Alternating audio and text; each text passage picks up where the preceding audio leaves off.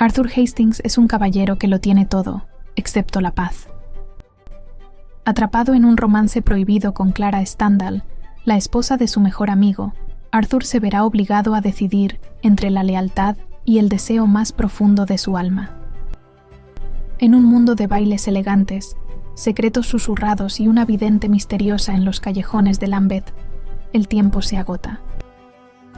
Bienvenidos a una historia de pasión, honor y redención en el corazón de la Inglaterra victoriana. Suscríbete ahora mismo. El invierno de 1870 se arrastraba por las arterias de Londres como un espectro insaciable, envolviendo la metrópoli en una mortaja de hollín y humedad que ni siquiera las farolas de gas lograban rasgar con dignidad.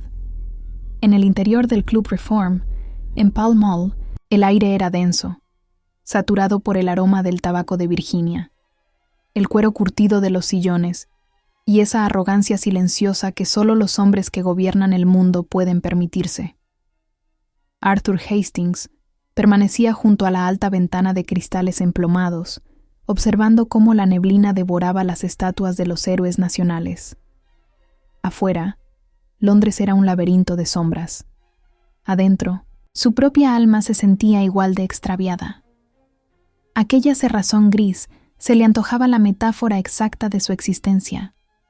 Una fachada gélida que ocultaba las grietas de una moralidad desmoronada bajo el peso de un secreto insoportable.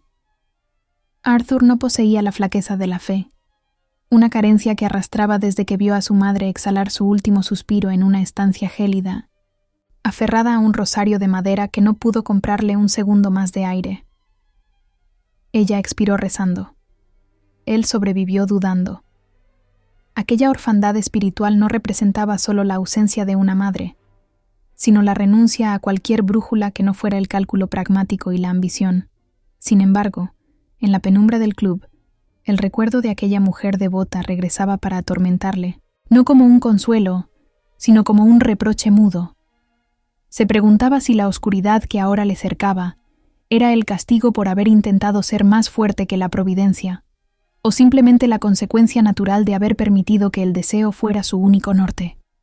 El sonido de unas pisadas firmes sobre la alfombra de lana gruesa le arrancó de sus cavilaciones. No necesitaba girarse para reconocer al recién llegado. El paso de Thomas Standall poseía una cadencia de propiedad absoluta, el ritmo de un hombre que camina por el mundo sabiendo que el suelo le pertenece por derecho de alcurnia. Arthur sintió una punzada de zozobra en la boca del estómago, pero sus años de ascenso social le habían dotado de una máscara de impasibilidad inexpugnable. Con un movimiento pausado, comenzó a ajustar sus guantes de piel de cabritilla, alisando cada dedo con una meticulosidad casi obsesiva. Aquel gesto, pequeño y contenido, era la única válvula de escape para el temblor que amenazaba con traicionarle. «La ciudad se está hundiendo en el fango, Arthur», pronunció Thomas con esa voz profunda que parecía nacer del centro de su pecho. «A veces pienso que Londres se cansó de fingir que es civilizada y ha decidido devorarnos a todos bajo esta alfombra de mugre». Arthur se volvió con una sonrisa sutil, una curva apenas perceptible en sus labios que no llegaba a iluminar sus ojos claros. Thomas estaba allí, imponente en su levita negra de corte impecable, representando todo lo que Arthur había deseado ser y todo lo que ahora temía destruir. Mientras Thomas era la encarnación de la nobleza victoriana, con sus antepasados observando desde los retratos de las mansiones más ilustres de Mayfair, Arthur era el hijo de un mercader de telas que había aprendido a hablar, vestir y pensar como un caballero a base de pura voluntad.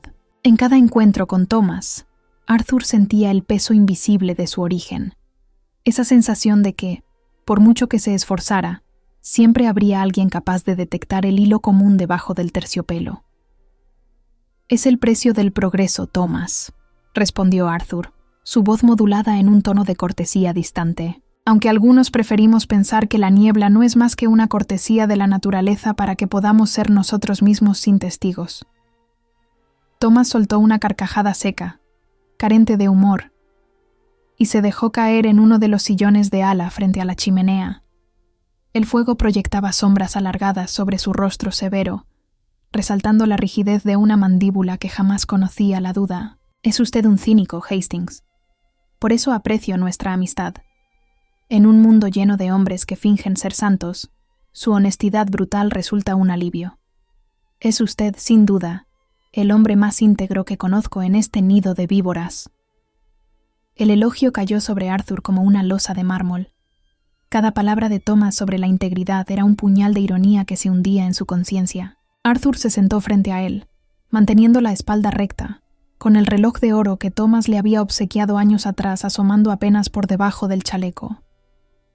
Era un objeto pesado, sólido, un ancla que le unía a una hermandad que Arthur había profanado en el momento en que Clara Standall le miró de una forma en que una esposa nunca debería mirar al mejor amigo de su marido. La lealtad, Thomas, es a menudo solo la falta de una oferta mejor, comentó Arthur, dejando que el sarcasmo ocultara su angustia.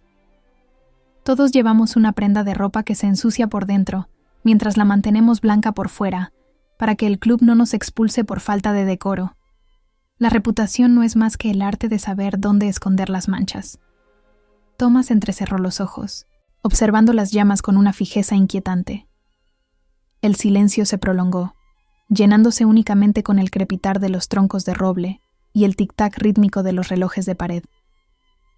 En ese instante, Arthur fue transportado a otro silencio, el de un palco de la ópera, meses atrás. El aroma de la lavanda que Clara solía usar se mezclaba con el olor a lluvia que quedaba atrapada en sus abrigos de piel. Allí, protegidos por el terciopelo pesado de las cortinas y el estruendo de una orquesta que ahogaba cualquier susurro, sus manos se habían encontrado por primera vez. Fue un contacto breve, una descarga eléctrica que redujo a cenizas años de lealtad. Recordó el calor de su piel, la urgencia de una respiración contenida y la mirada de ella, cargada de una desesperación que igualaba la suya. En ese palco, Arthur no era el nuevo rico ni el parvenú. Era simplemente un hombre amando lo prohibido. Hablando de manchas, dijo Thomas de pronto, sacando a Arthur de su recuerdo prohibido. Hoy la correspondencia me ha traído una sorpresa desagradable. Una de esas cartas anónimas que los periódicos tanto critican y que, sin embargo, todos leemos con una curiosidad morbosa. El escándalo es el único lujo que los pobres pueden permitirse a costa de los ricos. Arthur sintió que el frío de la calle se colaba en sus huesos, a pesar del fuego de la chimenea. Sus dedos se cerraron con fuerza sobre sus rodillas, pero su rostro permaneció como una estatua de granito. Sabía de sobra que en aquel Londres de 1870, la privacidad era un mito que solo los ingenuos defendían. Los criados escuchaban tras las puertas, los mozos de cuadra vendían secretos por unos pocos chelines y los enemigos de la familia Standall abundaban en los callejones. ¿Anónimos?, preguntó Arthur, forzando una nota de desdén en su voz. Solo los cobardes escriben sin firmar. No debería darles importancia, Thomas. Es el deporte nacional de los envidiosos que no soportan ver una casa tan sólida como la suya. Thomas metió la mano en el bolsillo interior de su levita y extrajo un papel doblado. No lo abrió, solo lo sostuvo entre sus dedos largos y fuertes, jugueteando con él como si fuera un insecto atrapado. La luz de las velas arrancaba destellos a su anillo de sello, el emblema de una familia que no conocía la deshonra. Dice que hay una rata en mi propia bodega, Arthur. Un parásito que está royendo los cimientos de mi hogar mientras yo le sirvo mi mejor vino. Al principio pensé que era una necedad de algún pariente hambriento que busca heredar, pero hay detalles. Precisiones que me han hecho reflexionar. Arthur sintió que el miedo se convertía en un profeta cruel. Podía ver las letras de aquel papel quemándole la mirada, aunque no pudiera leerlas. Pensó en Clara, en su fragilidad bajo aquella armadura de seda y corsé, en cómo la rigidez de las convenciones sociales la asfixiaba tanto como a él. El miedo, se dijo, es el único sentimiento que nunca se equivoca. Siempre llega antes que la tragedia para advertirnos que hemos ido demasiado lejos. En Londres, continuó Thomas con una calma que resultaba más aterradora que cualquier grito, un hombre puede sobrevivir a la pérdida de su fortuna. Incluso puede sobrevivir a la muerte de sus herederos. Pero nadie sobrevive a la pérdida de su nombre. Si descubro que esta rata existe, No le mataría de inmediato. Eso sería una piedad que no se merece. Le quitaría su lugar en el mundo. Haría que cada puerta de cada club y de cada casa se cerrara ante él hasta que se diera cuenta de que un hombre sin nombre es solo un cadáver que aún camina. En nuestra clase, Arthur, la muerte civil es mucho más definitiva que la del cementerio. El tono de Thomas no era didáctico, era una observación práctica sobre los usos de su época. La aristocracia no necesitaba sangre para vengarse. Necesitaba el exilio absoluto, el vacío, el silencio sepulcral de aquellos que antes los saludaban con una inclinación de cabeza. Arthur asintió lentamente, sintiendo que el nudo de su corbata de seda se apretaba hasta cortarle el aliento. La maldad social de Thomas era velada, elegante, propia de un hombre que no necesita mancharse las manos para destruir la vida de otro. «Es una táctica eficiente», logró decir Arthur, su voz apenas un susurro que luchaba por no quebrarse. La invisibilidad es la forma más cruel de ejecución. Thomas se puso de pie bruscamente, como si hubiera tomado una decisión irrevocable. Guardó el papel en su bolsillo y miró a Arthur con una intensidad que le obligó a sostenerle la vista, a pesar del deseo de huir. Thomas admiró el reloj de oro que pendía de la cadena de Arthur, aquel símbolo de hermandad inquebrantable que ahora se sentía como un grillete. «Venga a cenar el viernes, Arthur». Clara ha estado algo pálida últimamente, quejándose del frío de esta casa, y su presencia siempre parece animarla. Estaremos solos nosotros tres. Quiero que me ayude a decidir qué hacer con este asunto. Su opinión, como hombre que ha tenido que luchar por cada centímetro de su posición, me resulta muy valiosa. Los hombres que empezamos desde abajo, aunque yo lo hiciera hace siglos y usted ayer, comprendemos mejor el valor de lo que podemos perder. No era una invitación, era una orden disfrazada de cortesía. Arthur comprendió que el juego de las sombras estaba llegando a su fin. Thomas le estaba abriendo la puerta de su casa para que Arthur entrara directamente en la trampa, o para que demostrara, de una vez por todas, de qué lado de la niebla pensaba quedarse. «Será un honor, Thomas».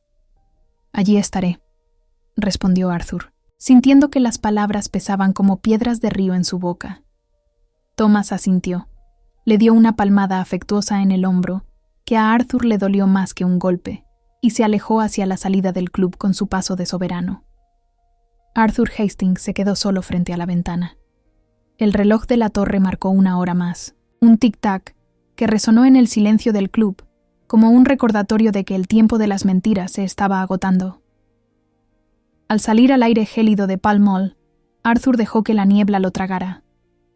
Sabía que la lógica ya no podía salvarle.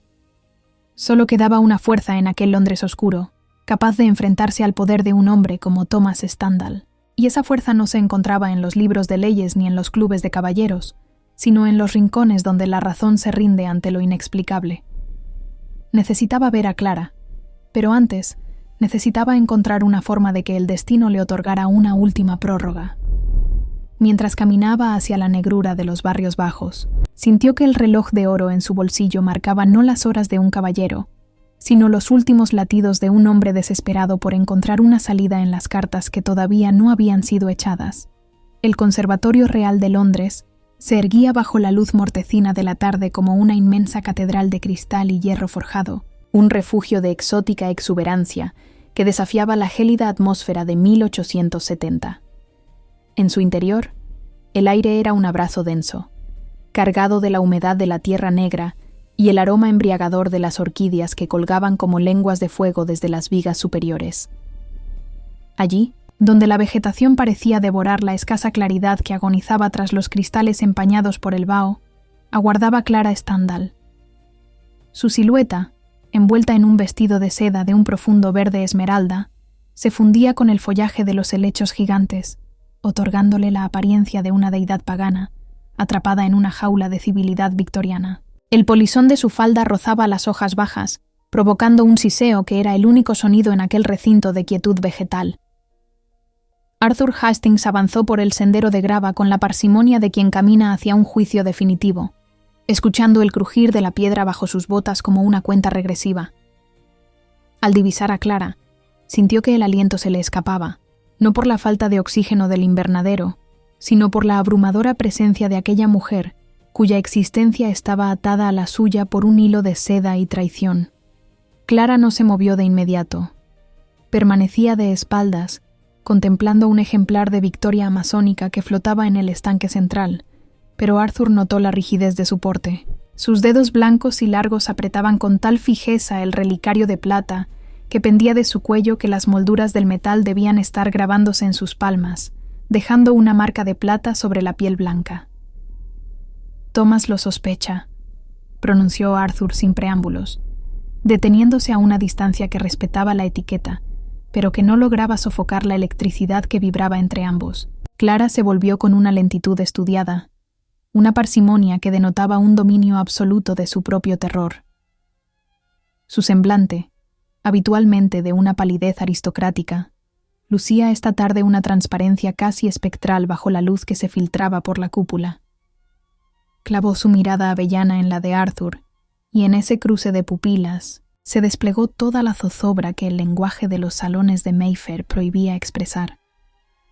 Aquella pequeña marca de nacimiento cerca de la comisura de sus labios pareció oscurecerse, un detalle ínfimo que Arthur conocía mejor que su propio nombre y que en ese momento le pareció un sello de tragedia compartida.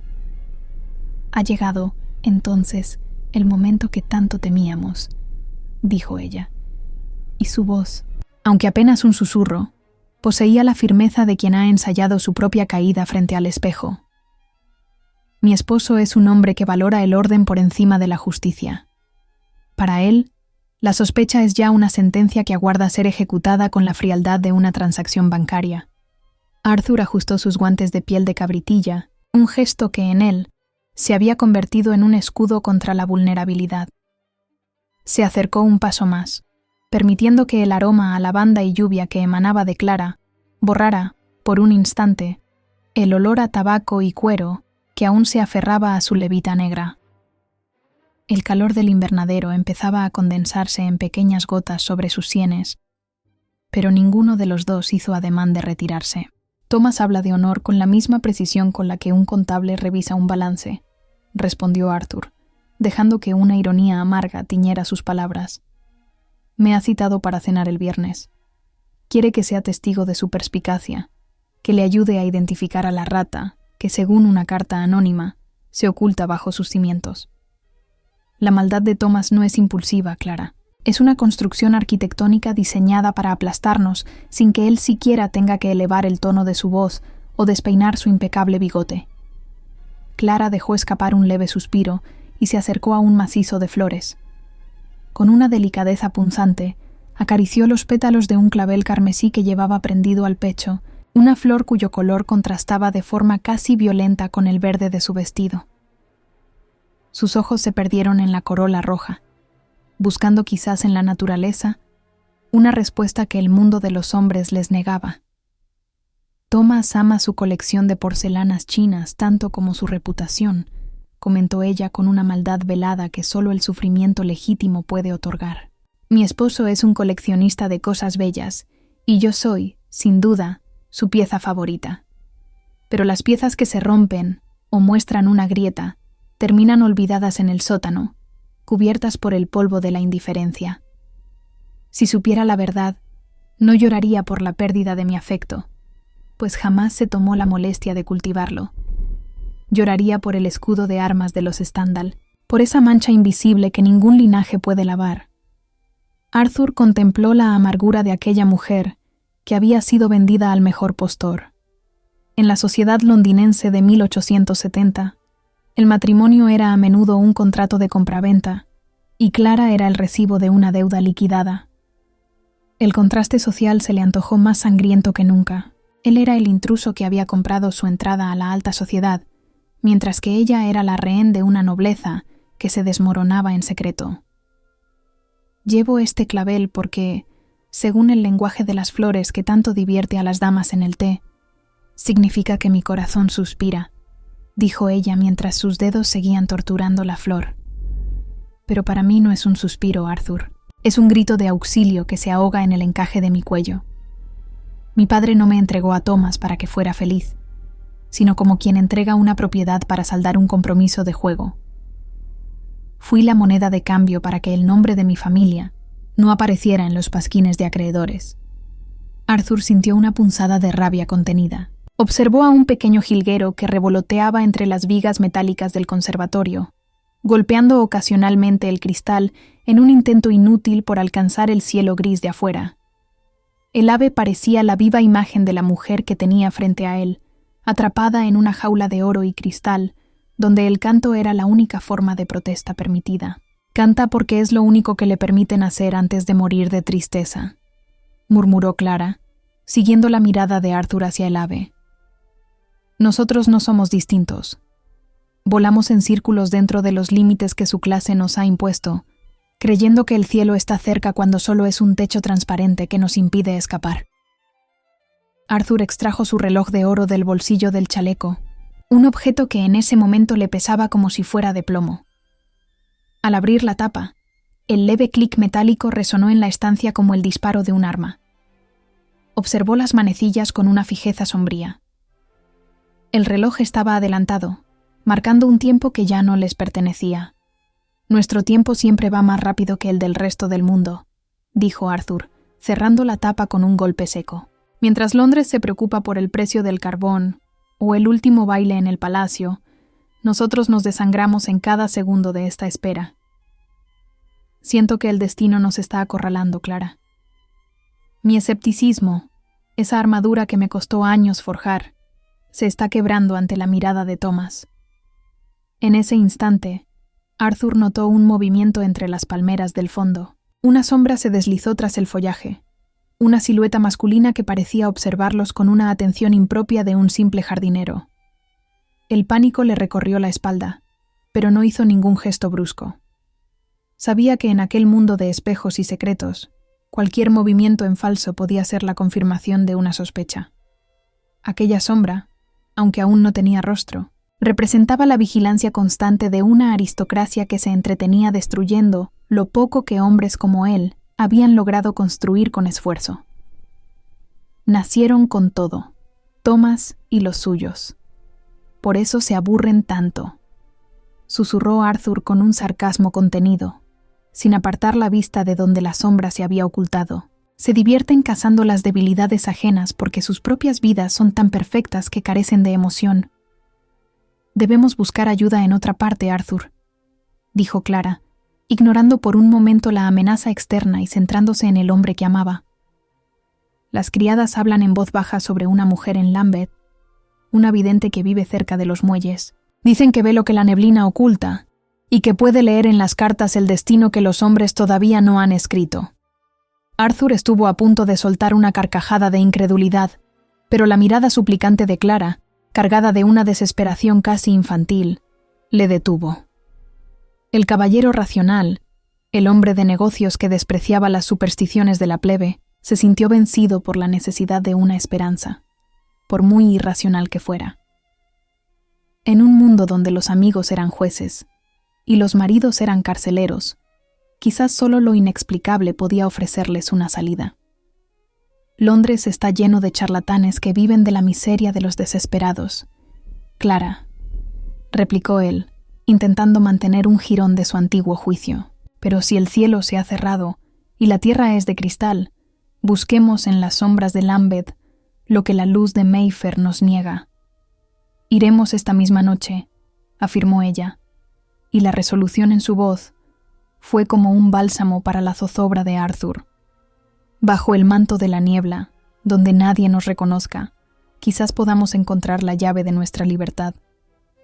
Si el mundo nos juzga, que lo haga mientras estamos lejos de aquí, donde sus leyes no alcancen a cubrirnos. Arthur asintió, atrapado en el hechizo de su mirada. El riesgo era absoluto. Su posición, su carrera y su honor pendían de un hilo invisible. Pero al contemplar a la dama del clavel esmeralda, comprendió que no había vuelta atrás. Se separaron con una reverencia formal, un gesto vacío de afecto pero lleno de subtexto para cualquier observador casual, mientras la niebla de Londres empezaba a lamer los cristales del conservatorio, presagiando una noche de secretos y revelaciones en los barrios bajos, donde el destino aguardaba para ser sellado. La transición desde la opulencia de Mayfair hasta las entrañas de Lambeth no era simplemente un trayecto a través de la geografía londinense, sino un descenso hacia un inframundo, donde la elegancia de 1870 se disolvía en una amalgama de miseria y sombras. Arthur Hastings, embozado en una capa de lana oscura que ocultaba la finura de su levita, observaba desde la ventanilla del carruaje de alquiler cómo el lodo de las calles sin empedrar salpicaba los escaparates mugrientos. El aire, que en los clubes de caballeros olía a tabaco de Virginia y maderas nobles, aquí era una mezcla espesa de carbón barato, salitre del Támesis y el hedor de la desesperación. Niños descalzos, con los rostros tiznados por el hollín, corrían entre las ruedas de los carros, mientras mujeres de mirada vacía se apretaban contra las paredes húmedas para evitar el contacto con el viento gélido que soplaba desde el río. Arthur sintió una opresión en el pecho. Aquel era el Londres que la alta sociedad prefería ignorar, el recordatorio brutal de que la civilización victoriana era apenas una fina capa de barniz sobre un abismo de privaciones. El carruaje se detuvo en un callejón sin salida, donde la neblina parecía haberse estancado, espesa y pegajosa. Arthur descendió, indicando al cochero que aguardara en la esquina principal. Frente a él, en medio de la penumbra, se erguía una puerta de un rojo desvaído, cuya pintura se descascaraba como piel muerta. No había carteles ni anuncios, solo la sensación inquietante de que aquel umbral era el límite entre lo tangible y lo arcano. Arthur, el hombre de negocios educado en el rigor de la lógica, el escéptico que despreciaba las flaquezas del espíritu, sintió un escalofrío que no guardaba relación con la temperatura ambiente. Al tocar la madera fría, tuvo la extraña certeza de estar cruzando el Estigia, dejando atrás el mundo de los hechos, para adentrarse en el terreno de las verdades que no se pueden medir ni pesar. Al entrar, el cambio de atmósfera fue inmediato. El interior no olía a podredumbre, sino a una mezcla embriagadora de hierbas secas, resinas orientales y cera de abeja. Una tenue luz carmesí, filtrada por pesados tapices de seda gastada, iluminaba la estancia. En el centro, sentada tras una mesa cubierta de terciopelo ajado, se encontraba la vidente. No era la anciana decrépita que Arthur esperaba, sino una mujer de edad indefinida, cuya presencia poseía una gravedad ancestral. Sus ojos, oscuros y brillantes como obsidiana pulida, parecieron atravesar la capa de Arthur, su levita y su piel, buscando en el fondo de sus pensamientos los secretos que ni él mismo se atrevía a nombrar. El humo de un brasero cercano se elevaba en espirales perezosas, dibujando formas caprichosas que parecían danzar al ritmo de una música inaudible.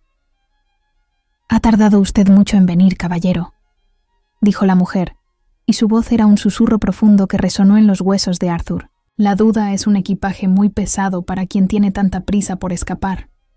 Arthur intentó recuperar su máscara de ironía social, esa armadura de cinismo que tan bien le servía en el Club Reform. Se acomodó los guantes de piel, buscando en el gesto una brizna de su antigua superioridad, pero las palabras se le quedaron atrapadas en la garganta al ver la fijeza de aquella mirada escrutadora. «He venido por curiosidad, nada más», logró articular Arthur, aunque su voz carecía de la firmeza habitual. Londres es una ciudad que se aburre y se deleita con las fantasías de quienes dicen ver más allá de la neblina. La mujer no sonrió, pero una sombra de conocimiento cruzó su semblante. Se inclinó hacia adelante, permitiendo que la luz de la lámpara de aceite resaltara las líneas de sus manos ágiles. La curiosidad es la máscara que el miedo usa para entrar en los lugares prohibidos, respondió ella con una calma que Arthur encontró exasperante. Usted no cree en las cartas porque tiene un pavor sagrado a que ellas sí crean en usted. Teme que el azar sea, en realidad, un espejo de su propia conciencia. Dígame, Arthur Hastings, ¿todavía repite en sueños la última oración que su madre pronunció antes de que el rosario cayera de sus manos? Arthur se quedó mudo. El aire en la habitación pareció volverse sólido.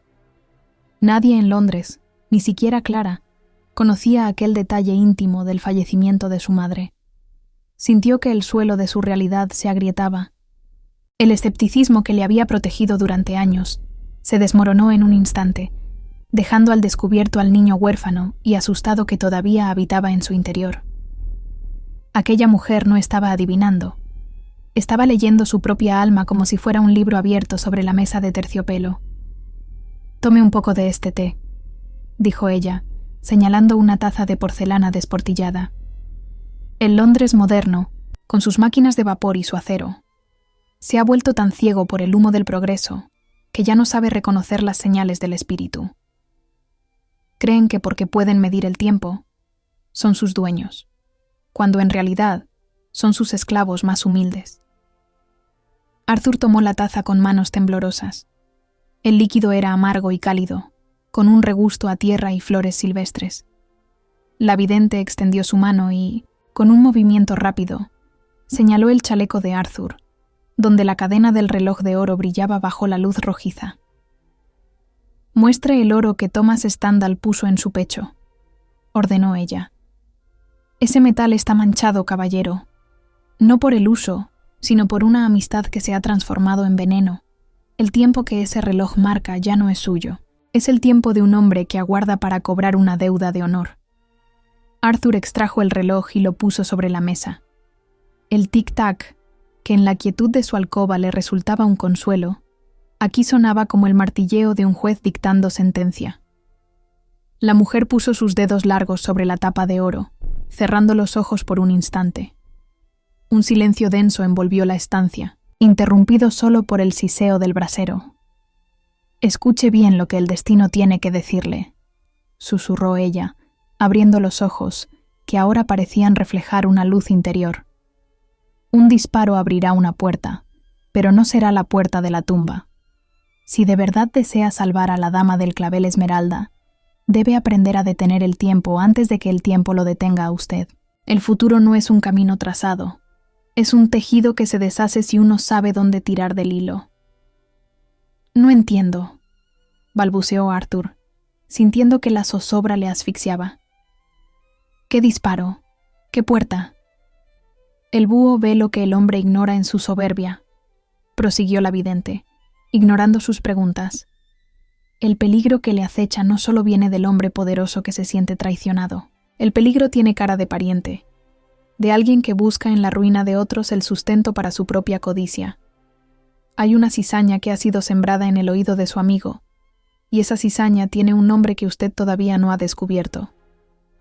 Arthur sacó una moneda de oro de su bolsillo para pagar el servicio, buscando desesperadamente recuperar el control a través de una transacción material, pero la mujer rechazó la moneda con un gesto de desdén soberano. «Yo no acepto el oro de quienes no saben lo que vale su propia alma», dijo ella con una severidad que le hizo estremecer. «Solo acepto verdades. Dígame ahora mismo, mirándome a los ojos. ¿La ama a ella con la entrega de quien está dispuesto a perderlo todo? ¿O simplemente odia a Thomas Stendhal por poseer lo que usted nunca tendrá?» Arthur sintió que la pregunta le golpeaba con más fuerza que cualquier afrenta física. Por un momento, las imágenes de su ascenso social, de su envidia hacia la alcurnia de Thomas y de su deseo por Clara, se mezclaron en su mente. Pero, al final, solo quedó el rostro de ella en el conservatorio, su vulnerabilidad tras el abanico y la soledad compartida. «La amo», respondió Arthur, y por primera vez en su vida, la palabra no le pareció una debilidad, sino una fortaleza. «La amo más allá de mi propia seguridad y de mi buen nombre». La vidente asintió despacio, y su semblante se suavizó apenas un ápice. «Entonces quizás tenga una oportunidad contra la sombra», concluyó ella. «Pero recuerde, el pariente hambriento ya ha hablado. La sospecha de Thomas no nació sola, fue alimentada por quien espera heredar sus despojos. Váyase ahora. La neblina se vuelve más densa y hay carruajes que no deberían encontrarse en este callejón». Arthur salió de la estancia con la sensación de haber despertado de un sueño febril. Al llegar a la calle, el aire frío le golpeó el rostro, pero no logró disipar la zozobra de su espíritu. Mientras caminaba hacia la esquina para buscar su transporte, creyó ver un carruaje negro, sin escudos de armas pero de una factura impecable, doblando rápidamente hacia la vía principal. Un escalofrío recorrió su espalda. Era el mismo tipo de carruaje que Clara había mencionado ver cerca de su casa. ¿Era Thomas quien le seguía, o era el pariente hambriento del que hablaba la vidente? Subió al carruaje de alquiler y al acomodarse en el asiento, notó un sobre blanco sobre el cuero gastado del cojín. Con manos gélidas, lo abrió. No contenía una carta larga, solo una breve nota escrita con una caligrafía angulosa y violenta. Aléjese de la esposa de Thomas Stendhal si valora su vida. Un hombre de su clase debería saber que hay deudas que solo se pagan con la muerte. No había firma, pero no era necesaria. Arthur comprendió que la intriga era mucho más profunda y peligrosa de lo que había imaginado en la seguridad del Club Reform. El escepticismo de Arthur Hastings había muerto en aquel umbral de Lambeth, sustituido por una determinación sombría. No era solo el honor de Thomas lo que le amenazaba, sino una conspiración nacida de la envidia de alguien cercano a la familia. Al cerrar los ojos, recordó el enigma de la vidente. Detener el tiempo antes de que el tiempo lo detenga a usted. Miró su reloj de oro, el símbolo de su traición y de su amistad perdida, y comprendió que el viernes, en la cena de los Stendhal, no solo se jugaría su futuro amoroso, sino su propia existencia. La niebla de Londres ya no era solo un clima. Era el campo de batalla donde debía aprender a ver en la oscuridad antes de que el disparo prometido abriera la puerta de su destino final. Arthur decidió que su primera tarea sería descubrir quién era ese pariente envidioso, dándose cuenta de que, en el juego de la aristocracia victoriana, los puñales más afilados son siempre los que vienen de la propia sangre. La mansión de los Stendhal en la distinguida zona de Mayfair se erguía aquella noche como un monumento a la suntuosidad y al rigor de las formas. Cruzar el umbral de su fachada de piedra caliza era adentrarse en un mundo donde el brillo de las lámparas de cristal de roca y el aroma a maderas enceradas intentaban ocultar las sombras del alma. Arthur Hastings ascendió la escalinata principal, sintiendo que cada peldaño era una renuncia a su libertad. Al entrar al gran comedor, la opulencia le resultó asfixiante. La mesa de caoba maciza, extendida en toda su longitud, estaba dispuesta con una precisión quirúrgica. Los cubiertos de plata de ley, pulidos hasta alcanzar un fulgor lunar, reposaban sobre el lino blanco como instrumentos de tortura esperando su momento. Para Arthur, aquel despliegue de riqueza no era más que una celda de lujo, un escenario donde la verdad se sacrificaba diariamente en el altar de las conveniencias sociales. Thomas Stendhal aguardaba de pie junto a la chimenea, cuya lumbre arrojaba destellos broncíneos sobre su figura imponente. Vestía un frac negro, de una hechura tan impecable que parecía una armadura de la justicia victoriana. El rigor de su alzacuellos almidonado y la fijeza de su mirada le otorgaban el aire de un juez supremo, un hombre que no necesitaba elevar la voz para dictar una sentencia de muerte civil. Thomas saludó a Arthur con una inclinación de cabeza apenas perceptible, una cortesía cargada de una autoridad que no admitía réplicas. A su lado, Clara Stendhal parecía una visión etérea y trágica. Su vestido de seda esmeralda contrastaba con la palidez espectral de su cuello y hombros. Aunque sonreía para los invitados, sus ojos avellana buscaban los de Arthur con una urgencia que él sentía como un grito silencioso en medio de la fanfarria de la cena.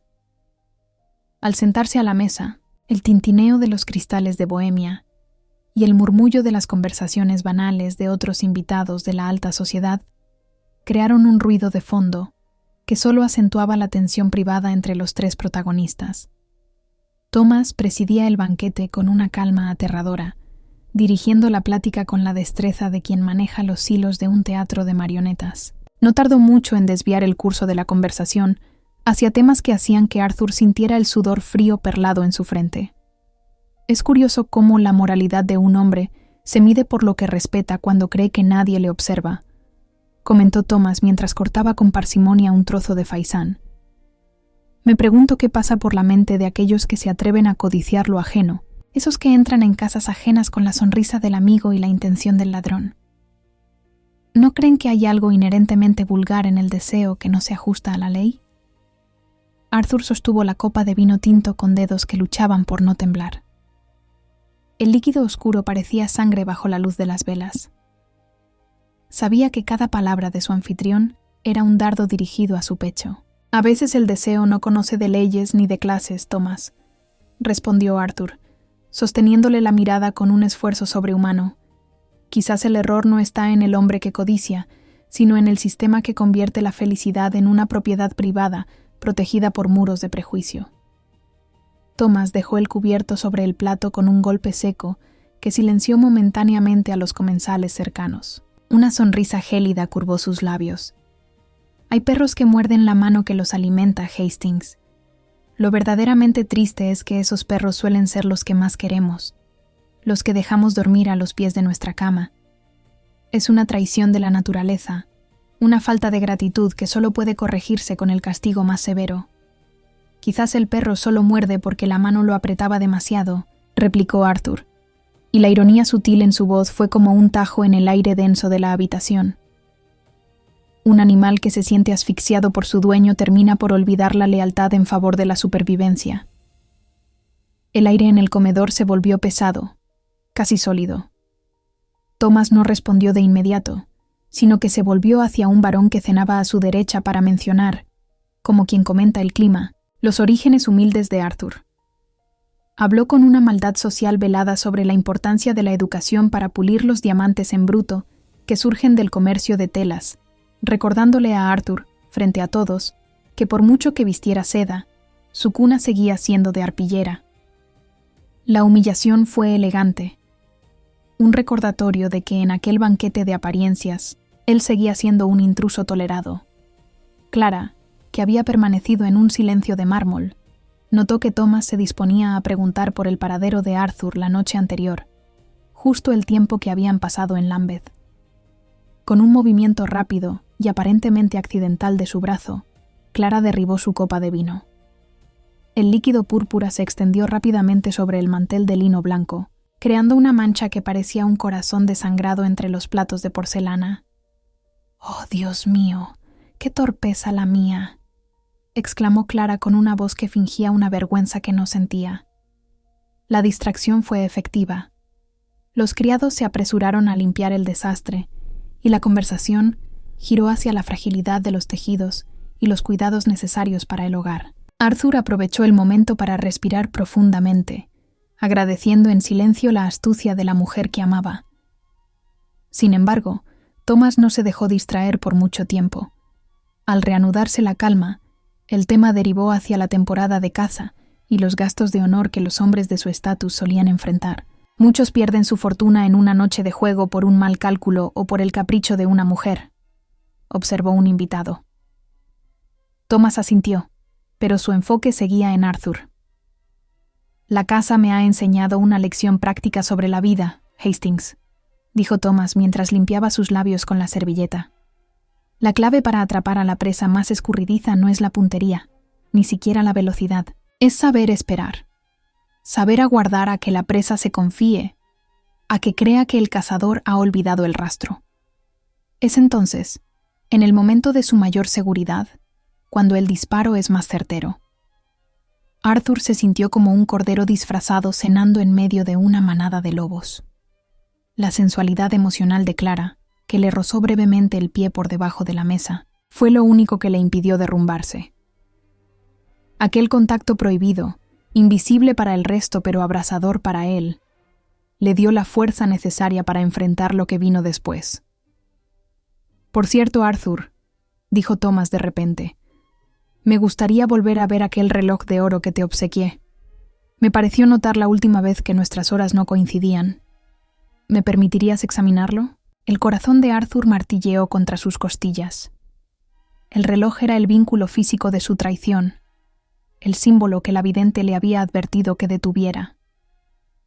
Con manos gélidas, extrajo el objeto de su chaleco. Al entregárselo a Thomas, el contacto de sus dedos fue breve, pero el contraste térmico fue total. La mano de Thomas ardía de poder. La de Arthur estaba muerta de pavor. Thomas abrió la tapa de oro con un movimiento deliberado. El tic-tac del mecanismo pareció amplificarse en el silencio repentino de la mesa. Con una mirada escrutadora, Thomas recorrió la superficie del metal precioso. «Vaya, Arthur. Noto una pequeña rayadura cerca del sello de hermandad», dijo Thomas, y su voz tenía el filo de una navaja barbera. «Parece que este reloj ha tenido un viaje accidentado últimamente. ¿Dónde lo has llevado que haya sufrido tal descuido? ¿Acaso en algún callejón oscuro que no es propio de un caballero de tu nueva alcurnia?» Arthur sintió que el techo se le venía encima. La pregunta llevaba implícita la confirmación de que Thomas sabía de sus movimientos clandestinos. «A veces el tiempo se nos escapa de las manos cuando buscamos respuestas que no encontramos en la luz del día, Thomas», respondió Arthur, recuperando el reloj con una firmeza que le sorprendió a sí mismo. «Las cicatrices en el oro son solo pruebas de que el tiempo se vive, no solo se observa». Thomas no replicó, pero la mirada que le lanzó fue de una maldad absoluta. Al finalizar la cena, cuando los invitados empezaron a retirarse hacia el salón de música para el café, Thomas se acercó a Arthur y, sin que nadie lo viera, deslizó una nota doblada en la mano de su amigo. Su rostro no mostró emoción alguna, manteniendo la máscara de la hospitalidad perfecta hasta el último segundo. Arthur esperó a quedar solo en un rincón del pasillo para leer el papel. La caligrafía era precisa y elegante. «Mañana a las 6, en mi biblioteca. Estaremos solos». Arthur guardó el billete sintiendo que era su propia sentencia. Al cruzar el pasillo hacia la salida, Clara se cruzó con él. En un movimiento rápido, casi imperceptible para los ojos ajenos, sus dedos se rozaron con una desesperación angustiante. Fue un contacto fugaz, cargado de una sensualidad trágica, una despedida que sabía a eternidad. Arthur no se detuvo, pero sintió el calor de su piel grabado en la suya. Salió de la mansión hacia la noche de Londres. La niebla seguía allí, fría y protectora, pero ya no le ofrecía consuelo. Arthur Hastings caminó bajo el alumbrado de gas, consciente de que el banquete de las apariencias había terminado, y que mañana, en la biblioteca de Thomas Stendhal, el tiempo se detendría definitivamente para alguien. El disparo anunciado por la vidente parecía resonar ya en el silencio de las calles desiertas de Mayfair. Arthur se dio cuenta de que no había más cartas que echar. Solo quedaba el hombre frente al hombre y el honor frente al amor, en un duelo que la noche victoriana estaba a punto de sentenciar. La mañana en Londres nació bajo un cielo de plomo que parecía aplastar las agujas de las iglesias contra el pavimento mojado de 1870. Arthur Hastings no había conciliado el sueño. La nota de Thomas Stendhal reposaba sobre su escritorio como una serpiente dormida, mientras las palabras de la vidente de Lambeth resonaban en sus oídos con la insistencia de un requiem. El escepticismo, aquella armadura de cristal con la que Arthur había pretendido protegerse del mundo, yacía hecho añicos a sus pies. Sabía que la cena de la noche anterior no había sido un encuentro social, sino un preámbulo de sangre. Sin embargo, antes de cruzar el umbral de la biblioteca de Thomas a las 6 de la tarde, Arthur tenía una tarea pendiente que no admitía dilación. Debía identificar al verdadero arquitecto de la sospecha, a aquel que la vidente había descrito con cara de pariente y corazón de hiena. Arthur se dirigió a las salas más discretas del Club Reform, buscando el rincón donde la información se filtraba entre el humo de los cigarros habanos y el murmullo de las deudas de honor. Allí, entre los registros de apuestas y el intercambio de favores que sostenía la fachada de la aristocracia, Arthur movió los hilos de su influencia. Como hijo de un comerciante de telas, conocía el valor de cada secreto y el precio de cada lengua. No tardó mucho en obtener el nombre que buscaba: Julian Stendhal, el primo segundo de Thomas. Julian era un hombre que la alta sociedad toleraba en los bailes, pero al que los bancos vigilaban con lupa. Descubrió que sus deudas de juego ascendían a cifras astronómicas en las casas clandestinas de Piccadilly y que sus esperanzas de solvencia dependían exclusivamente de una herencia que solo se activaría si Thomas Stendhal fallecía sin descendencia legítima o si su nombre caía en tal desgracia que fuera repudiado por el linaje. La revelación cayó sobre Arthur con una claridad heladora. Julian no buscaba solo el honor de la familia. Buscaba los despojos de una mansión que no le pertenecía. Con esa información ardiendo en su pecho, Arthur ordenó a su cochero que se dirigiera hacia los muelles del puerto, donde los barcos de vapor exhalaban penachos de humo negro que ensuciaban las velas de los barcos de madera. Interceptó al primo Julian en una taberna de mala muerte cerca de la Custom House, un lugar donde el lujo de los Stendhal se sentía como una insolencia. Julian, al ver a Arthur, intentó recomponer su máscara de suficiencia, pero la palidez de su rostro reveló la fragilidad de su posición. «Usted parece extraviado, Hastings», dijo Julian, jugueteando con un bastón de empuñadura de plata que ya no podía costear. «Este no es lugar para hombres que todavía aspiran a ser caballeros».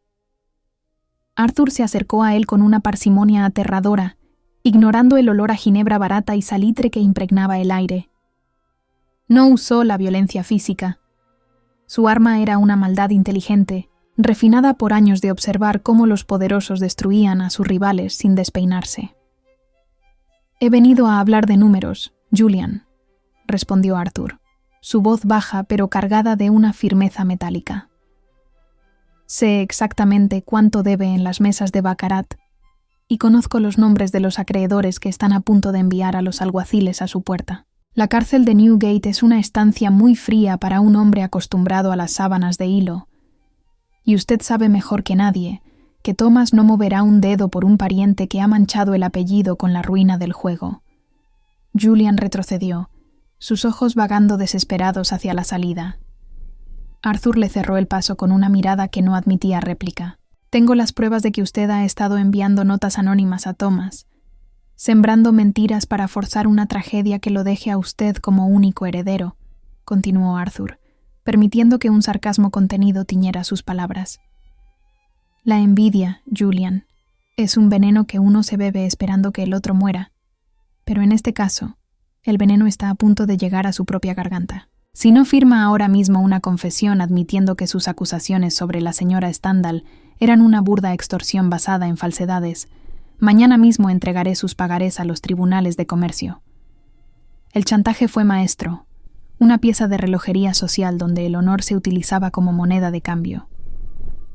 Julian, acorralado por la inminencia de la ruina y el escándalo, comprendió que su juego de sombras había sido descubierto por alguien que conocía las reglas del lodo mejor que él. En aquel Londres de 1870, la ruina económica no era solo la pérdida del dinero, era el fin definitivo de la existencia social. Un hombre arruinado era un fantasma que nadie quería reconocer. Con manos temblorosas, Julian firmó el papel que Arthur le puso delante, reconociendo su infamia a cambio de un silencio que Arthur solo mantendría si la vida de Clara estaba a salvo.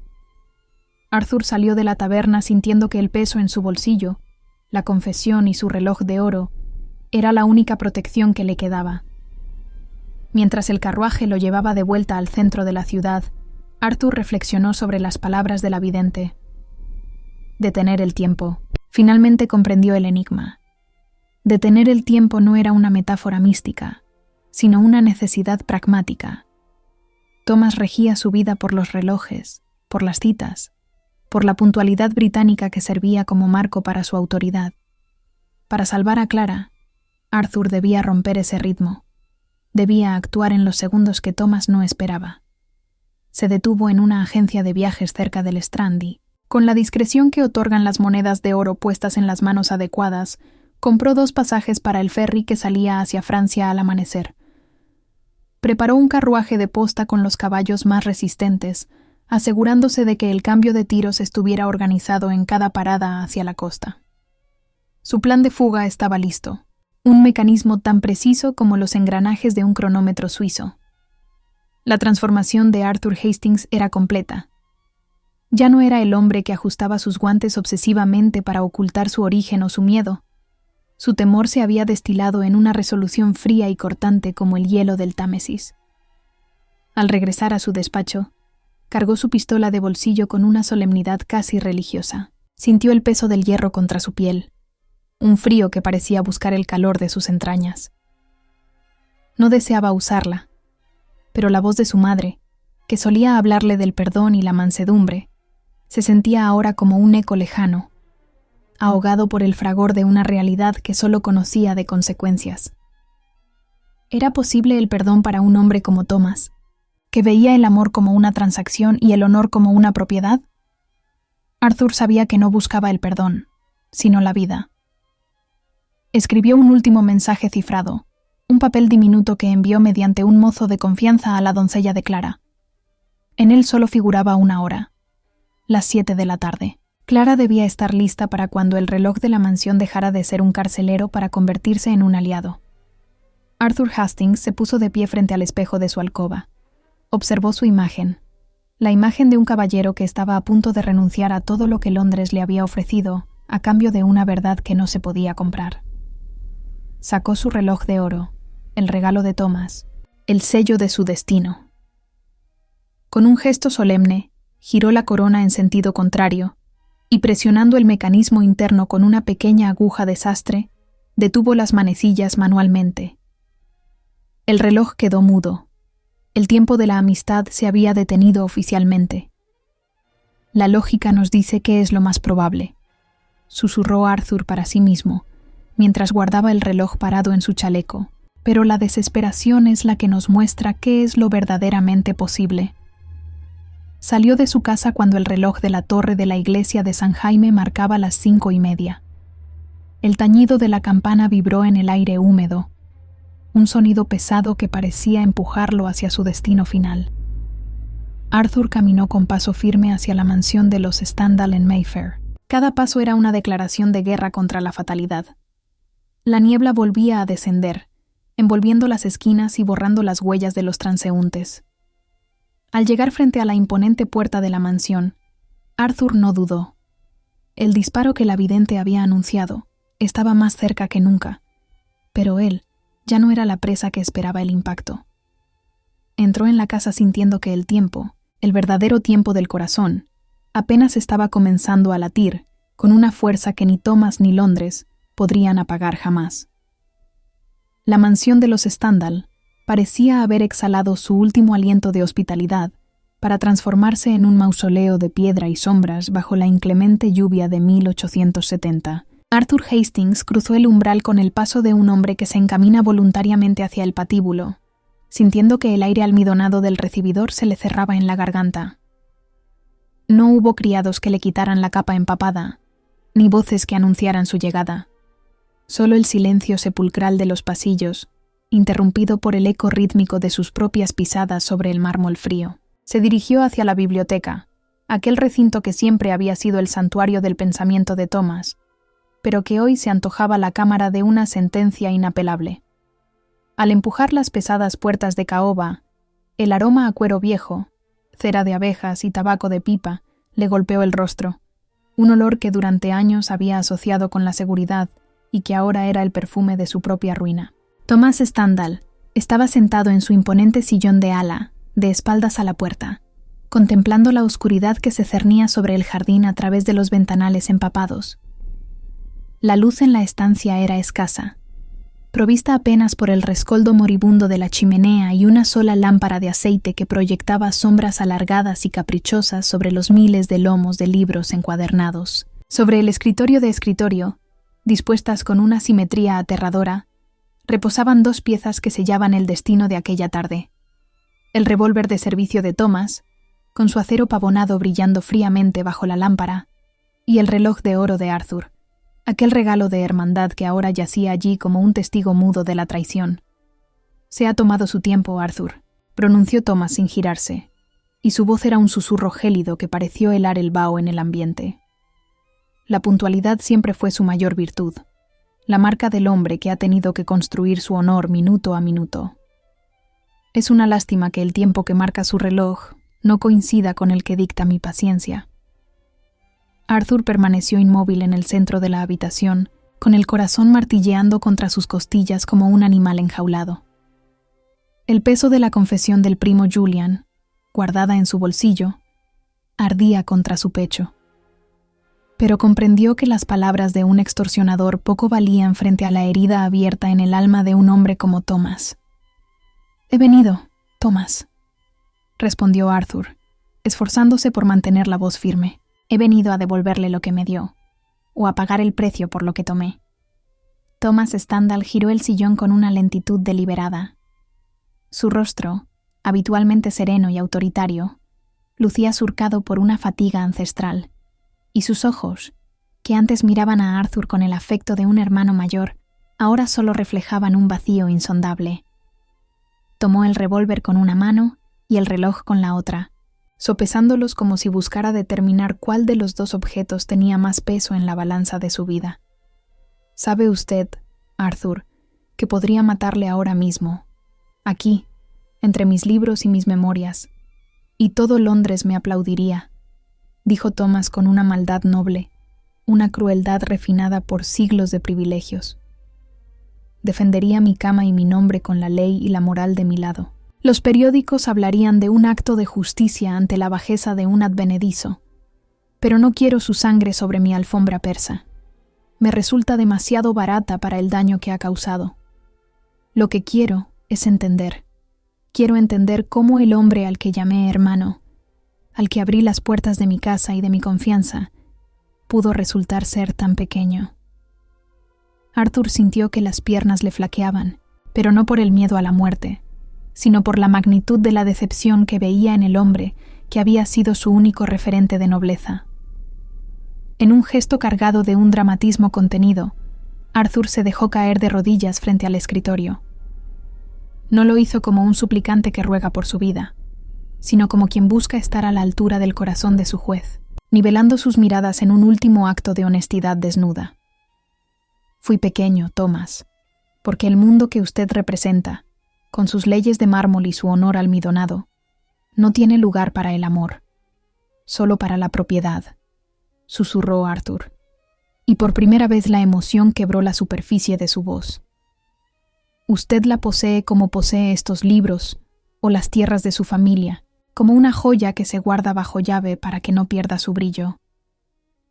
Yo la amé como un hombre que no tiene nada y lo encuentra todo en un solo roce de dedos. Mi bajeza fue mi salvación, porque en la oscuridad de mi clase aprendí que el alma no entiende de escrituras de propiedad. Un silencio espeso, cargado de una sensualidad trágica y una tensión que cortaba el aire, envolvió a los dos hombres. El tic-tac de los relojes de la casa parecía haberse detenido, dejando solo el sonido de la lluvia golpeando los cristales. Thomas levantó el revólver, apuntando directamente a la frente de Arthur. Sus dedos, blancos por la presión, se tensaron sobre el gatillo. En ese momento, las puertas de la biblioteca se abrieron de par en par.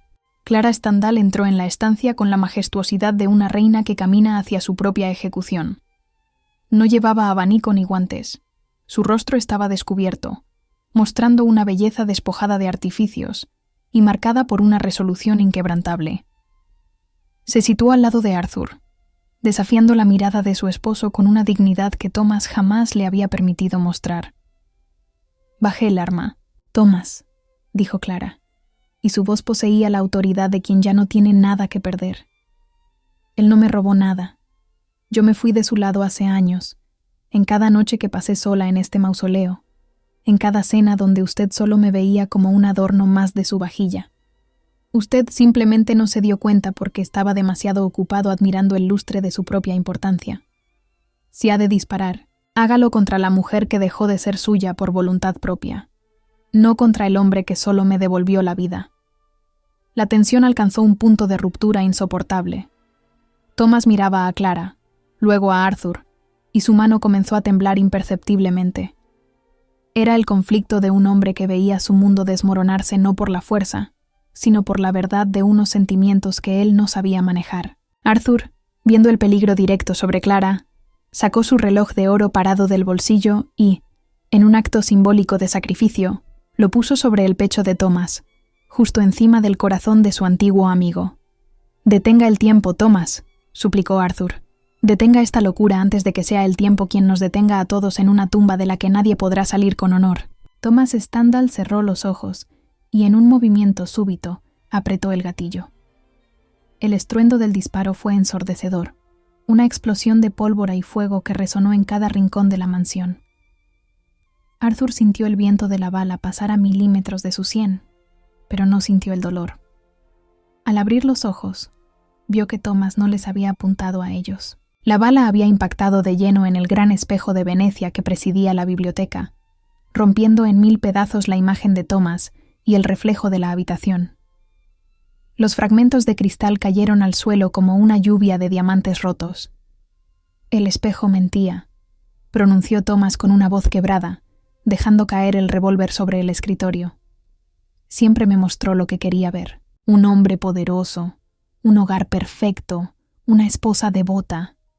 Pero la imagen estaba rota mucho antes de que yo disparara. Ahora lo entiendo. Ya no tengo esposa ni tengo amigo. Solo me queda este apellido que de repente me resulta tan pesado como el hierro. Thomas abrió un cajón del escritorio y extrajo 2 sobres de cuero. Con un gesto de una nobleza desgarradora, se los tendió a Arthur. Eran los pasaportes que él mismo, en su previsión de hombre de Estado, había mandado falsificar al recibir las primeras sospechas, debatiéndose entre la venganza y el deseo de no manchar su estirpe con un escándalo público.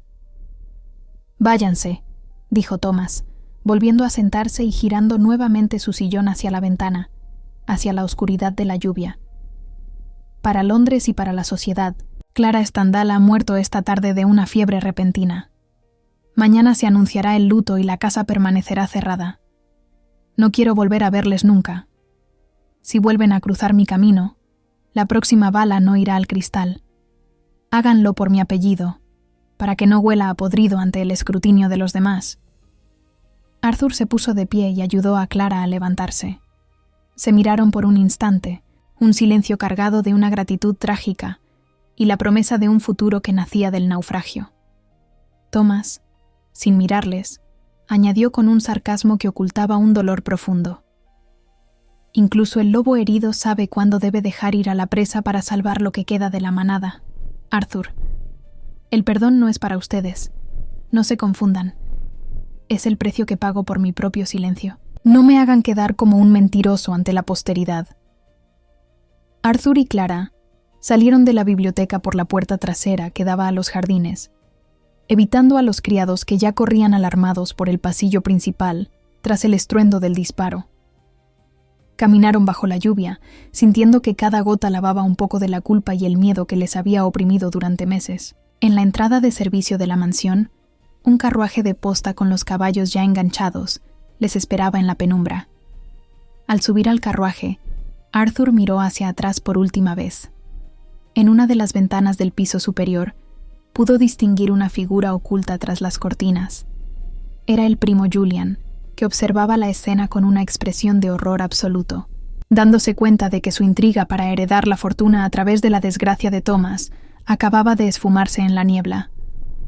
Thomas no estaba muerto ni arruinado, simplemente se había vuelto invisible para ellos, y la herencia de Julian se hundía en el mismo vacío que el matrimonio Stendhal. El carruaje arrancó con un latigazo del cochero, y Londres empezó a desvanecerse tras ellos, transformándose en una masa de luces borrosas y sombras góticas. Clara apoyó su cabeza en el hombro de Arthur, y él le tomó la mano, sintiendo que el reloj de oro que había dejado en el pecho de Thomas era el último lastre de una vida que ya no les pertenecía. La puerta que el disparo había abierto no era la de la muerte, sino la de una libertad incierta y valiente. Mientras el vehículo se alejaba hacia la costa, Arthur Hastings se dio cuenta de que el banquete de las apariencias había terminado para siempre, dejando paso al primer día de un tiempo que, por fin, empezaba a marcar sus propias horas. El galope de los 4 caballos de posta contra el pavimento empapado de la ruta hacia el sudeste de Inglaterra marcaba el pulso de una libertad que nacía del fragor y la incertidumbre. El carruaje, una estructura de madera negra y cuero que crujía bajo el esfuerzo de la marcha, devoraba las millas en la penumbra de una madrugada que 1870 no terminaba de desperezar. En el interior, el balanceo violento del vehículo obligaba a sus ocupantes a buscar refugio el uno en el otro, no ya por el protocolo de un saludo, sino por la imperiosa necesidad de confirmarse vivos. La penumbra solo permitía vislumbrar el brillo de los ojos de Clara Stendhal, cuya respiración, antes entrecortada por el pavor, empezaba a compasarse con el ritmo frenético de los cascos sobre la piedra. Londres, con sus juicios de mármol y sus bibliotecas cargadas de pólvora y silencio, quedaba atrás, disolviéndose en una bruma que ya no podía alcanzarlos. Arthur Hastings permanecía alerta, con la mano aún cerrada sobre el tirador de la portezuela, sintiendo cómo el frío del exterior se filtraba por las rendijas. Habían pasado apenas 2 horas desde que el espejo de la mansión Stendhal saltara en 1000 pedazos, pero para él, el tiempo se había transformado en una materia líquida y extraña. Al mirar a Clara, cuya palidez aristocrática se veía acentuada por los destellos de los faroles del coche, sintió una oleada de una sensualidad trágica y contenida. La tomó de la mano, y el contacto de su piel cálida fue el único anclaje real en medio de aquel torbellino. «Estamos vivos, Arthur», susurró Clara, y su voz, despojada de la afectación de los salones de Mayfair, sonó como una plegaria cumplida. «Realmente estamos vivos. No es un sueño, ¿verdad? No nos hemos quedado atrapados en aquel fragmento de cristal roto en la biblioteca». Arthur no respondió con palabras de inmediato. Simplemente apretó sus dedos con una firmeza que prometía una protección eterna. El alivio era un peso dulce pero abrumador. En ese silencio compartido, donde las miradas se encontraban y se sostenían sin el estorbo de los abanicos o las convenciones sociales, Arthur comprendió que el verdadero camino a la libertad no era la distancia que ponían entre ellos y Thomas, sino el coraje de haber dejado de ser sombras para convertirse en carne y voluntad. Sin embargo, la carretera hacia Dover no estaba dispuesta a entregarles su premio sin un último desafío. Cuando el carruaje se adentraba en un tramo estrecho flanqueado por densos bosques de robles, el cochero tiró de las riendas con tal violencia que el vehículo se inclinó peligrosamente hacia un lado, antes de detenerse en seco. El relincho de los caballos, cargado de un pánico casi humano, precedió a una orden gritada desde la oscuridad. Arthur, cuya resolución se había templado en el fuego del enfrentamiento con Thomas, reaccionó sin dudar. Desenvainó su pistola de bolsillo y descendió del carruaje, interponiéndose entre la portezuela y la amenaza que aguardaba fuera. Frente a ellos, bajo la luz mortecina de un farol de mano, se encontraba Julian Stendhal. El primo de Thomas lucía descompuesto.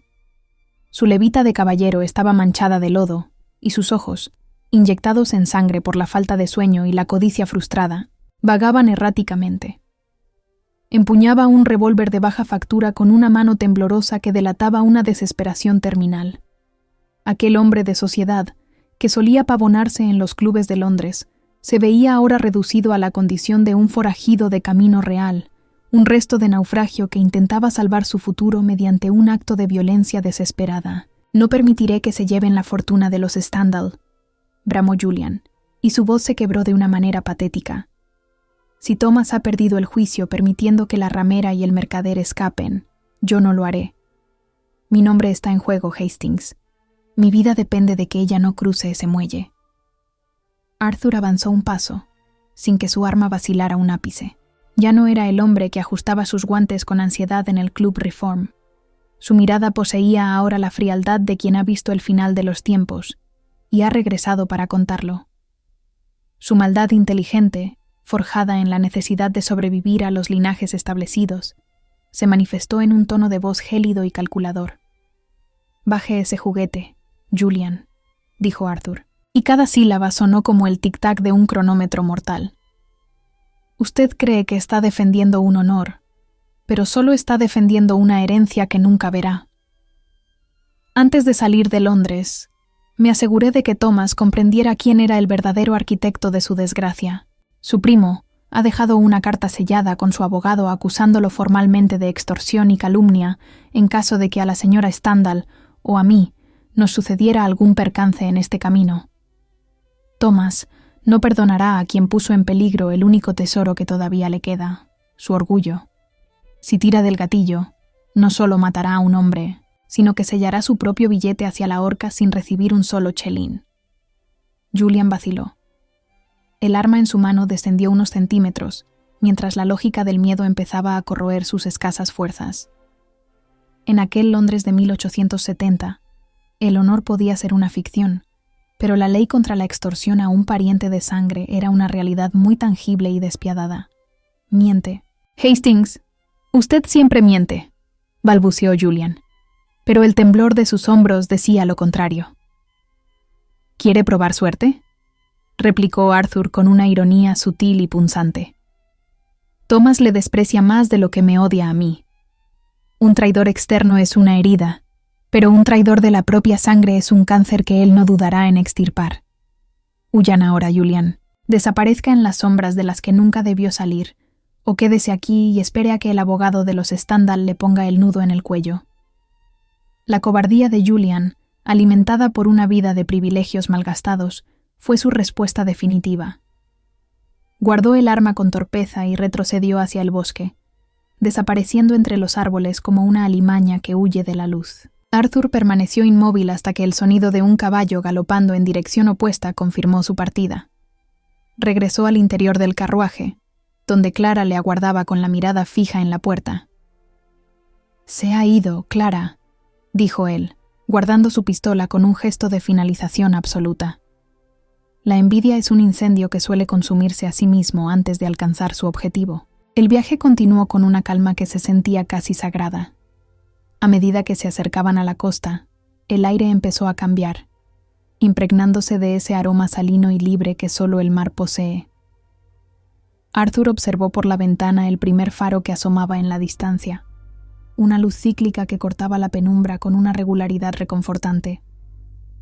En la era victoriana, los faros no eran solo guías náuticas, sino símbolos de seguridad que recordaban a los viajeros que, tras el peligro de las aguas o las carreteras, siempre había una tierra firme esperando.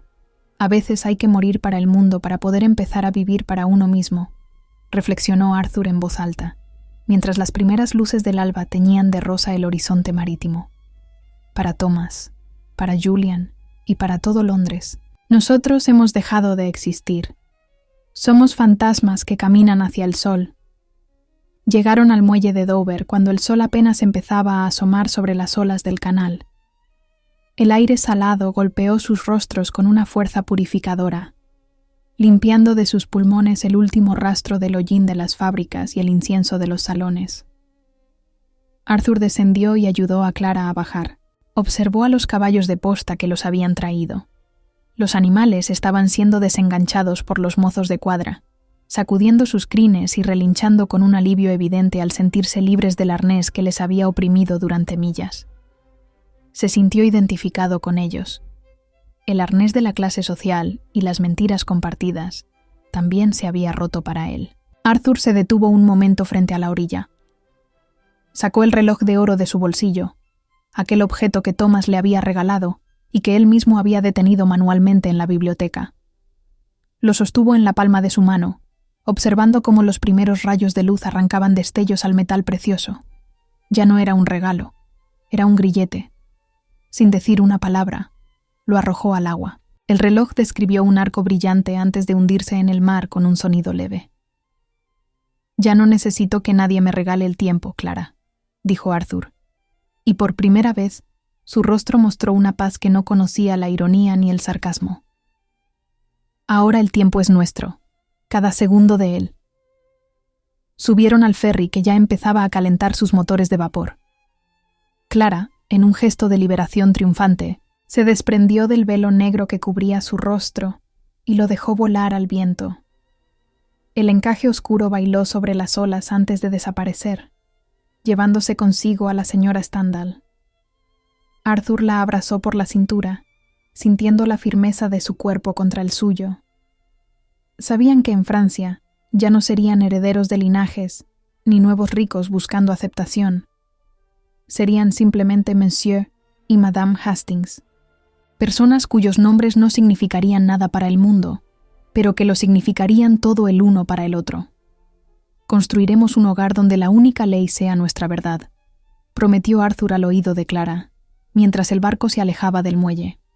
«Sin criados que escuchen tras las puertas, sin parientes que acechen en las sombras, sin banquetes donde el odio se sirva en bandejas de plata». Clara asintió, apoyando su mejilla en el hombro de su amante. Miraron hacia la costa inglesa, cuyos acantilados blancos empezaban a desvanecerse en la bruma matinal. Londres era ahora una mancha borrosa en el horizonte, un recuerdo de una vida que parecía pertenecer a otras personas. Arthur metió la mano en su bolsillo y encontró un pequeño trozo de papel. Era la nota de la vidente de Lambeth que había guardado durante todo el trayecto. Al leerla por última vez, una sonrisa serena iluminó su rostro. El amor venció al miedo, decía la caligrafía extraña. Arthur Hastings soltó el papel y dejó que el viento se lo llevara también. El camino a la libertad no era un destino, era el viaje que estaban comenzando. Mientras el ferry se adentraba en el mar abierto, Arthur comprendió que el destino no se lee en las cartas, ni se marca en relojes de oro. Se escribe con cada paso dado hacia la luz, lejos de la niebla que alguna vez amenazó con devorar su alma. La libertad era, al fin, un horizonte infinito donde el pasado ya no tenía permitido desembarcar. La luz de Normandía poseía una cualidad dorada y vibrante que parecía desconocida para los cielos de Londres. 6 meses habían transcurrido desde que el ferry cruzara el canal, y aquel tiempo, antes medido por la angustia y el protocolo, se había transformado en una sucesión de amaneceres serenos sobre los viñedos de una pequeña villa francesa. En este rincón del mundo, donde el aire olía a tierra fértil, a mar cercano y a pan recién horneado, Arthur Hastings ya no era el hombre que ajustaba sus guantes de piel con nerviosismo para ocultar un origen humilde. Ahora, vestido con una sencilla camisa de lino abierta en el cuello y pantalones de pana gruesa, Arthur caminaba entre las vides con la seguridad de quien ha encontrado su verdadero lugar en la tierra. Sus manos, que antes solo habían manejado contratos de comercio y copas de cristal de Bohemia, presentaban ahora la aspereza del trabajo honesto y la nobleza de las cicatrices ganadas al sol. Clara Standall, o simplemente Clara, como le gustaba que la llamaran ahora, se encontraba bajo el emparrado de la pequeña casa de piedra que habían convertido en su hogar. Ya no vestía las sedas opresivas de Mayfair, ni cargaba con el peso de los encajes que servían para ocultar su alma. Un vestido de algodón ligero, del color de los campos de trigo, envolvía su figura, y su rostro había perdido definitivamente aquella palidez espectral nacida del miedo victoriano. Clara pasaba sus mañanas enseñando las primeras letras a los niños del pueblo, y sus tardes pintando paisajes donde el horizonte no estaba limitado por muros de ladrillo, sino por el azul infinito del mar. La marca de nacimiento cerca de sus labios, que antes le parecía un sello de tragedia, ahora resaltaba con una alegría nueva cuando sonreía ante las ocurrencias de sus pequeños alumnos. ¿Extraña usted alguna vez los bailes de Mayfair, el brillo de los candelabros y el murmullo de los salones?, preguntó Arthur, acercándose a ella con una jarra de agua fresca, después de una jornada en el viñedo. Clara dejó sus pinceles y le miró con una intensidad que todavía lograba desarmarlo. Se acercó a él y, con una naturalidad que en Londres habría sido motivo de escándalo, le quitó una pequeña hoja seca que se había quedado prendida en su cabello. «Solo extraño el silencio, Arthur», respondió ella con una voz que sonaba a paz y no a secretos. Pero aquí el silencio es distinto. No es el vacío que se produce cuando se tiene miedo de hablar, sino la quietud de quien no tiene nada que ocultar. En Londres, el silencio era una jaula. Aquí es el lienzo sobre el cual escribimos nuestra propia historia. Arthur asintió, dejando que sus dedos se rozaran brevemente. En ese contacto ya no había la urgencia desesperada de los encuentros clandestinos, sino la calidez de una certidumbre compartida. Sobre sus cabezas, un grupo de golondrinas regresaba a sus nidos bajo los aleros de la villa, describiendo círculos perfectos en el cielo de la tarde. Arthur las observó durante un momento, recordando cómo la vidente de Lambeth hablaba de las señales que el hombre moderno solía ignorar. «Mire a esas aves, Clara», comentó Arthur con una sonrisa suave. «Viajan miles de kilómetros desafiando tormentas y vientos, solo por encontrar un poco de sol y un lugar donde construir su hogar. Nosotros hicimos lo mismo. Cruzamos un océano de prejuicios para llegar a este calor.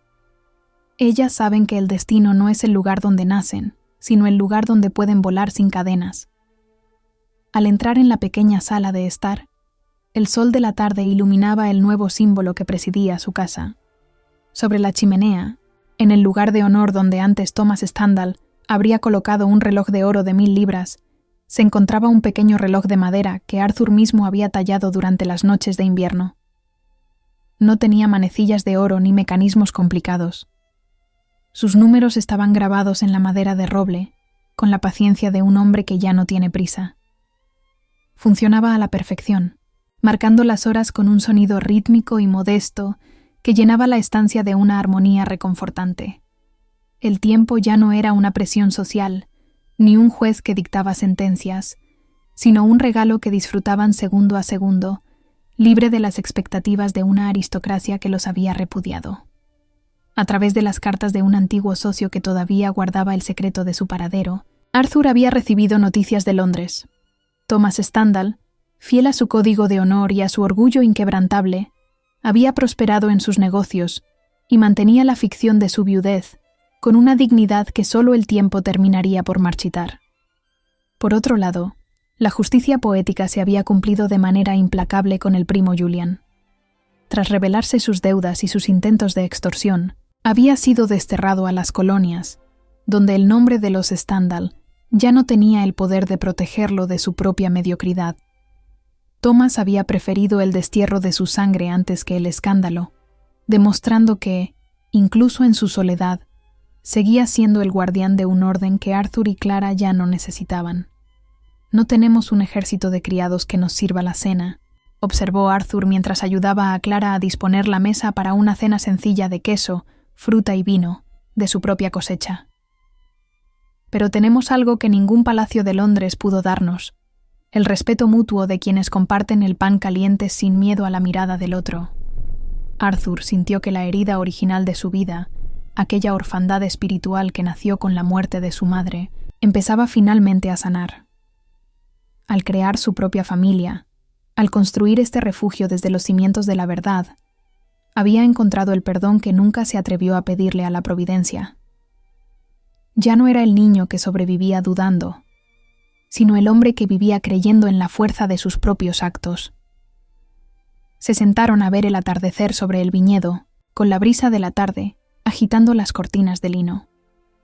Arthur ya no ajustaba sus guantes, ni buscaba refugio en el cinismo. Simplemente entrelazó sus dedos con los de Clara, sintiendo el latido de su pulso, como la única música necesaria. La verdadera riqueza, comprendió en aquel momento, no era el oro que se guarda en el Banco de Londres, ni los títulos que se exhiben en Mayfair. La verdadera riqueza era la libertad de sentarse juntos ante el fin del día, sabiendo que no había ninguna mentira entre ellos y el horizonte. La sombra de la vidente de Lambeth apareció en sus pensamientos por un instante, no como una advertencia de peligro, sino como una bendición lejana que se desvanecía en la luz del crepúsculo. Ella había visto el disparo y la puerta, pero también había visto el coraje que se necesitaba para cruzarla. Arthur sintió que habían ganado una batalla contra el destino mismo, una lucha donde el premio no era la gloria, sino la paz. La enseñanza práctica de la vida les había mostrado que la felicidad es un trabajo artesanal, algo que se talla día a día con la misma paciencia con la que él había trabajado el roble de su reloj. El pasado ya no tenía permitido desembarcar en sus playas. Se había quedado atrás, roto como el espejo de la biblioteca de Thomas, convertido en fragmentos de una realidad que ya no podía herirles. El pequeño reloj de madera sobre la chimenea marcó las 6 de la tarde con una campanada clara y dulce. Era la misma hora en la que meses atrás Arthur había entrado en la biblioteca de los Stendhal para enfrentarse a su destino. Pero hoy, a las 6 de la tarde, el sonido solo anunciaba el final de una jornada de trabajo y el comienzo de una noche de descanso compartido. Arthur y Clara se levantaron de sus sillas y entraron a su hogar, cerrando la puerta con suavidad mientras las primeras estrellas empezaban a titilar sobre Normandía. El mundo de las apariencias había quedado sepultado bajo miles de kilómetros de olvido, y en su lugar quedaba la plenitud de una vida redimida por la verdad. El destino no estaba escrito en las cartas, sino en el coraje de detener el reloj y volver a empezar el tiempo. Así concluye la travesía de Arthur y Clara, una historia que nos recuerda que el destino no es una sentencia escrita en las estrellas, sino el fruto del valor para romper con las cadenas del pasado. Nos enseña que la verdadera nobleza no reside en los títulos de Mayfair, sino en la capacidad de redimir el tiempo a través de un amor que desafía incluso a la propia muerte. Muchas gracias por estar con nosotros hoy y permitirnos susurrar esta historia a sus oídos. Ustedes son el corazón de este canal y los únicos responsables de nuestro éxito. Sin su compañía, estos relatos de pasión y misterio no tendrían razón de ser. Antes de irse, tengo una pregunta secreta para saber quién prestó atención a cada detalle. ¿Recuerdan de qué material estaba hecho el nuevo reloj que Arthur talló con sus propias manos para su hogar en Normandía? Quiero escucharlos. Voy a los comentarios ahora mismo para leer cada uno de sus mensajes. Además, cuéntenos, ¿desde qué rincón del mundo nos acompañan hoy? Escriban su país o ciudad. Y díganme, ¿creen que el perdón de Thomas Stendhal fue un acto de verdadera grandeza o simplemente una forma elegante de salvar su propio nombre? Abramos el debate. Antes de dejar este video, mira la historia que te dejo aquí al lado. Es otro romance de época que te robará el aliento y te transportará a un mundo de emociones intensas. Te espero allí.